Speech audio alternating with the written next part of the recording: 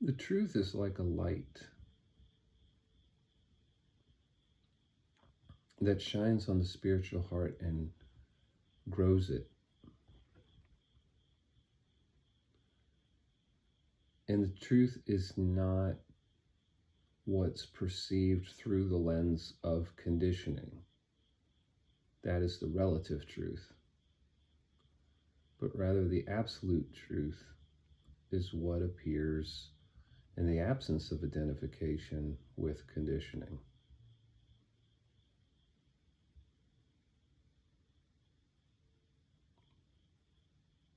Relative reality is what's experienced through the lens of conditioning.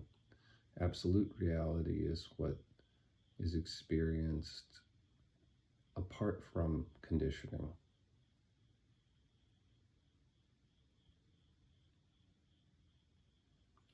Conditioning is cultivated by experience in the context of identification with form.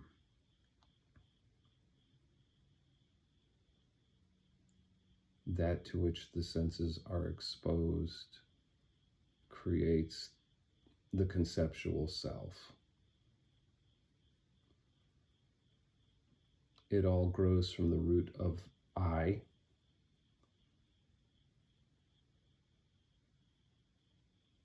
So relational thinking is facilitated by identification with form, and from the thought I, which is the first identifier in a person. From that root grows the whole tree of identity, and it's just a function of dependently originated phenomena.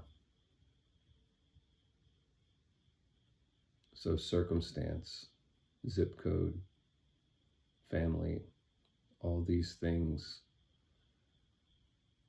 that are identified with what happens to them through experience creates the identity. And through that, only a relative truth can be known.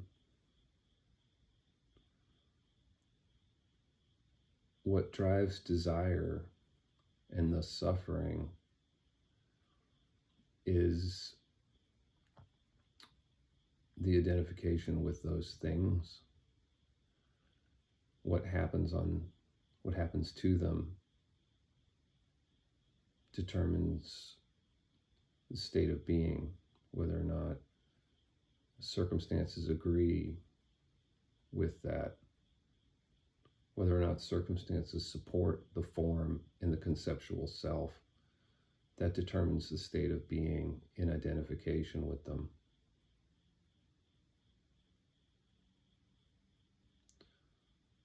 What is rarely known is reality apart from that identification.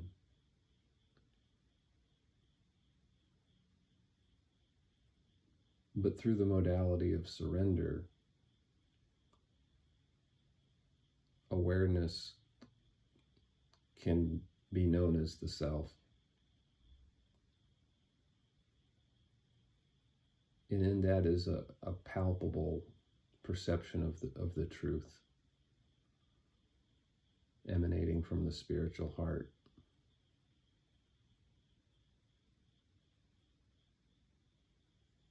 So the feeling of feelings that underlie thoughts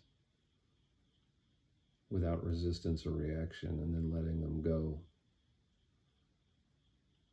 decreases the importance of that thought, decreases that thought's power over attention, the ability to pull it in.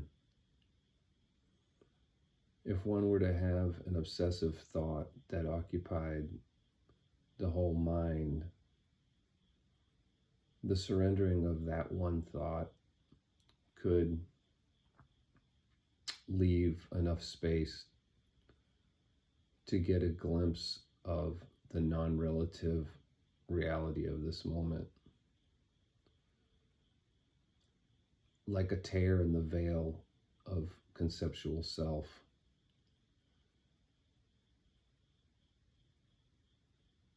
It allows the perception of the energy body and the realization that the energy body is colored by identification, which is ignorance.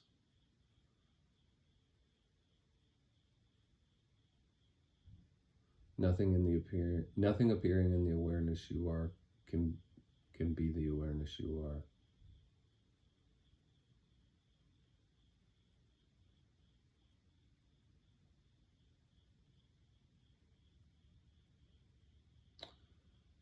What appears in the absence of identification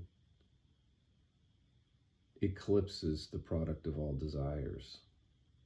So all the chasing that goes on, the fulfillment of that chase, is nothing compared to what appears simply in the absence of identification with form and thought.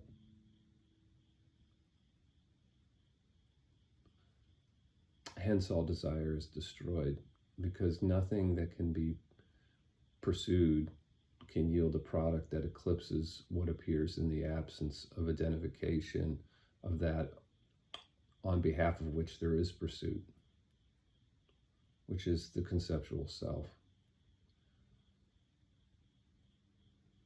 The truth is palpable, the unrelative truth.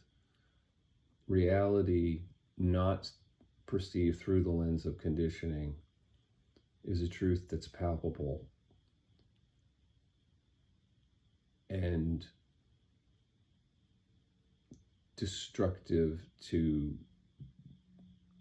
the need to chase.